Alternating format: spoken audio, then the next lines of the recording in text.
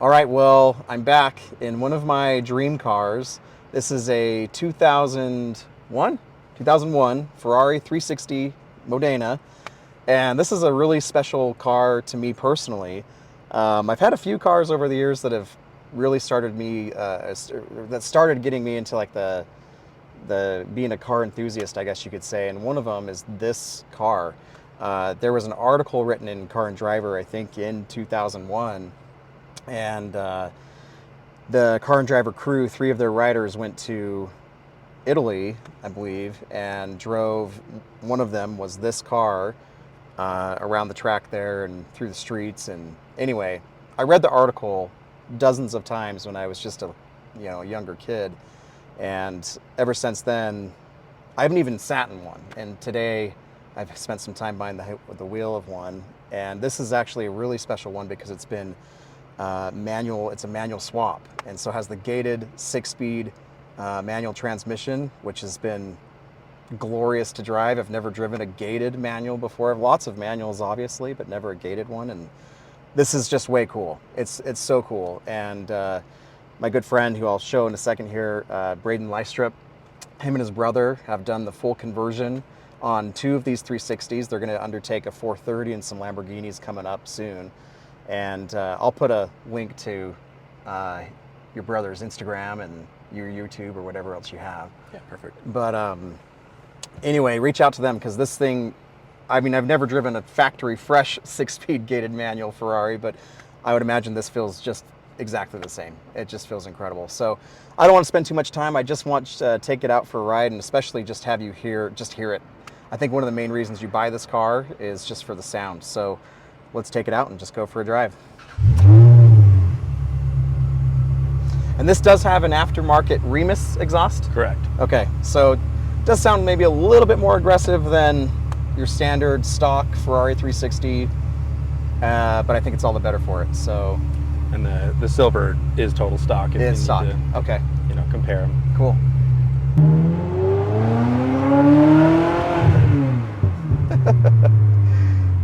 So even just from that, I mean, only going 30 miles an hour, you could probably just hear how incredible this flat plane V8 sounds. And one thing that I've had to get used to is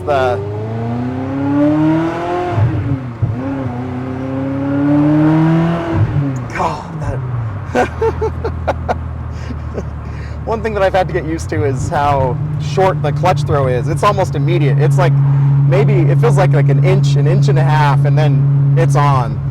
So coming from my GR86, I've had to kind of adjust mentally for it. But once you get used to it and where the puddle placement is, this thing is just so amazing to drive. It's glorious.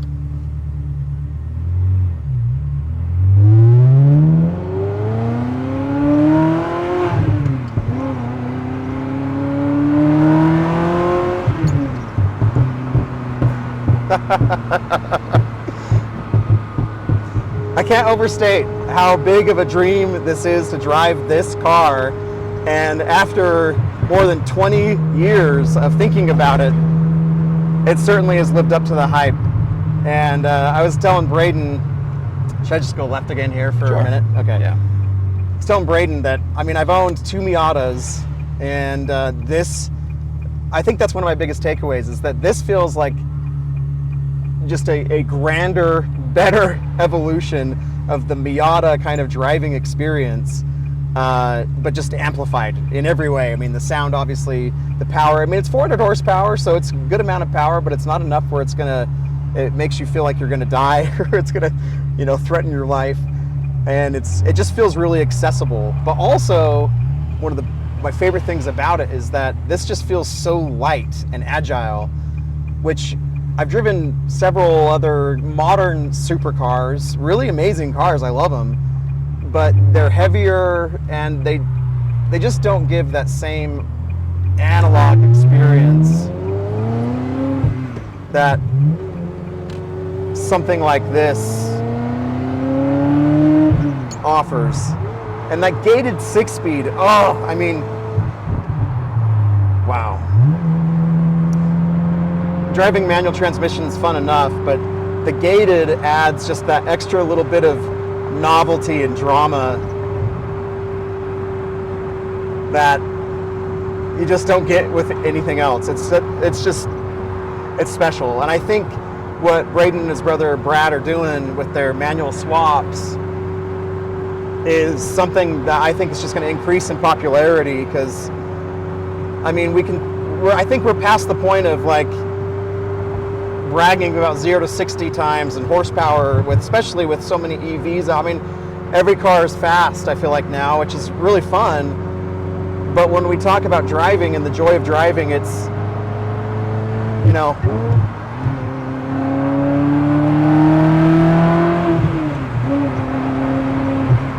what is going to give you that experience? I don't know, besides something like this. And yeah, if I can pay some money to have it reliably done and get a gated 6-speed and whatever exotic I have, I think I would totally do it. Because again, I'm not out to brag about 0 to 60 or power times. I just want as much fun as possible.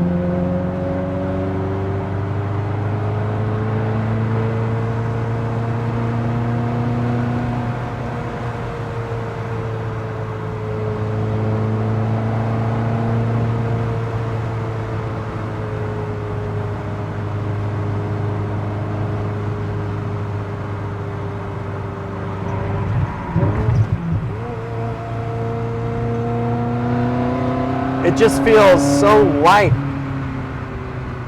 I mean, it really does feel like it's an engine on a chassis and you're just along for the ride. But again, it's so remarkable that it doesn't feel overwhelming. And this is someone, you know, coming into this fresh who's, you know, well, I mean, I've driven cars like this, but nothing with like the 6-speed that's this, you know, over 20 years old at this point. And it feels like you can just get in it and go, which is pretty cool. And it feels like something you could drive all day long and not get tired of it. I mean, especially if that sound.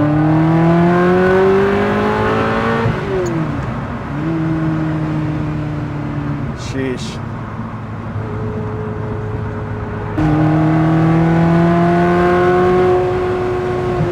I mean, that's only 5,500 RPMs, you know?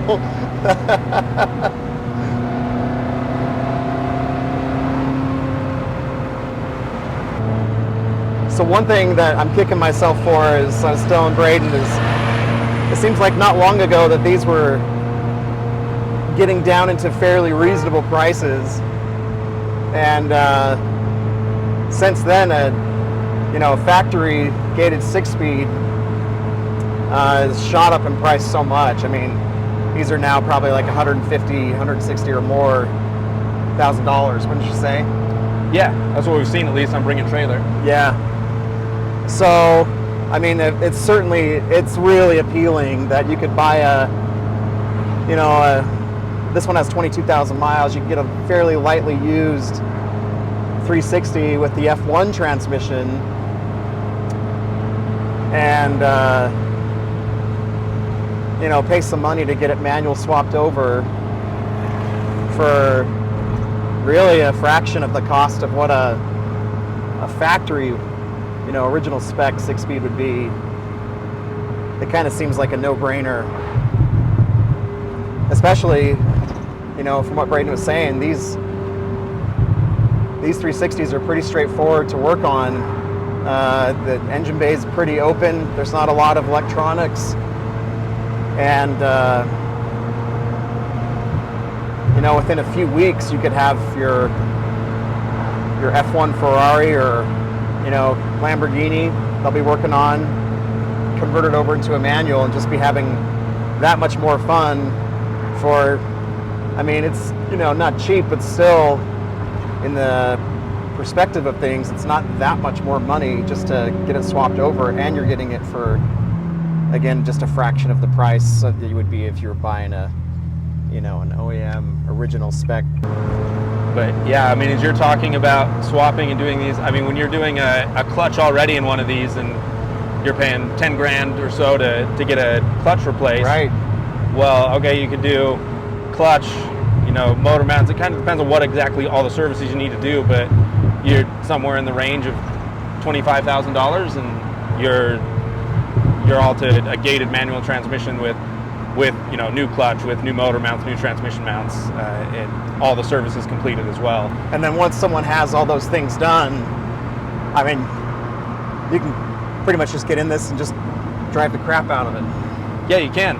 And you can always, you know, if you change your mind and decide, oh, I, you know, want to get rid of it, then you can always put the kit right back to the stock F1 if that's what you prefer. There's nothing we do that's going to change it permanently to where you couldn't go back to its stock form. Jeez, it's awesome.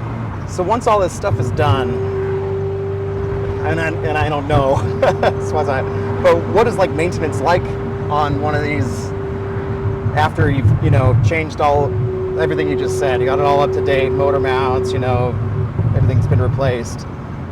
What's basic maintenance like? It's going to depend a lot on driving. Most of the time, Sure. people don't drive these that much. It's kind of a shame, especially when you get this gated switch, which is why we have 22,000 miles on a 2001. Yeah. But as far as like your clutch, assuming you're not roasting it all the time, things like that should get you through almost an entire ownership of the car with one of these. The clutch we pulled out of this was the original. Still had some life on it, but again, if we're in there already, Yeah. why are we not going to just replace the clutch and put in a brand new one? Right. And the F1 transmissions are really good at roasting clutches because you don't have control. This is a lot better because at least if you roasted a clutch, it's a driver fault, not a, Sure. you know, I'm trying and the car just wasn't doing what I expected.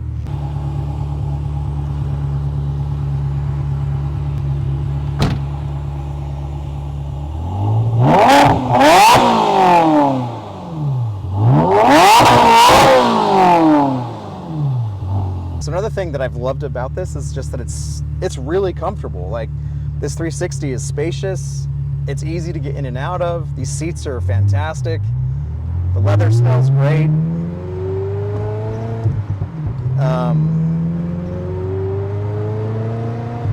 It's not at all the same, but I drove a Viper of this, I think it was a 2001 Viper, and that thing was super uncomfortable, and you felt like you were going to die in it. And this is just light years better than that. This is truly I mean, it's over 20 years old now, but again, you get this 6-speed manual, it just transforms this car. I mean, I never drove a 360 with the F1, but I drove a 430 with the F1, and it was really cool, but I'd say this is just way more fun, and it's just totally worth the money. Especially if you can pick up, it's in your budget, you can pick up a F1 360 for a decent price and just budget for the manual swap. And while they're in there, have them do all the maintenance, get it up to date. You get yourself a pretty sweet ride. That's going to be pretty reliable. There's not a ton that can go wrong with this, and if it does, it's pretty easily accessible. Well, especially if you look for a 360 that the maintenance has been skipped so that the person's understanding they're going to take a hit because they haven't paid for it. So you get a 360 that knows it needs a clutch replaced. Right. You could easily pick it up, do the swap, do all the maintenance, and have it for less than $100,000 for a manual swapped 360. Gosh, it's so cool. You know, and for about 100 grand, you can get a lot of cars for 100 grand, but I don't know that there's too many that will give you this kind of experience. C8 Corvette, you could get a number of Porsches for 100 grand, you know, maybe some Gallardos. Yeah, for sure.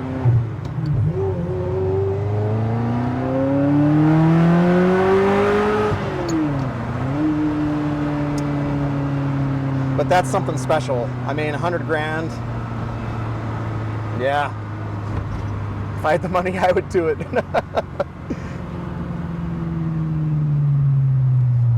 I feel like this just really encapsulates just the joy of driving.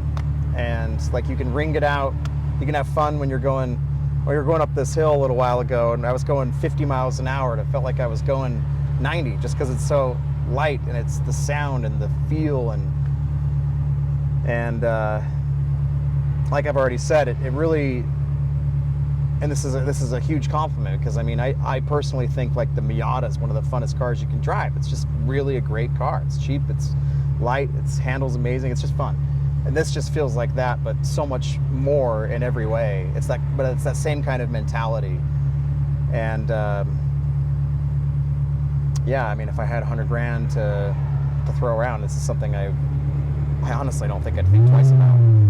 Yeah, you can get like a newer C8 or something a lot newer, but it's not, and I've driven those and they're awesome, but it's not this experience.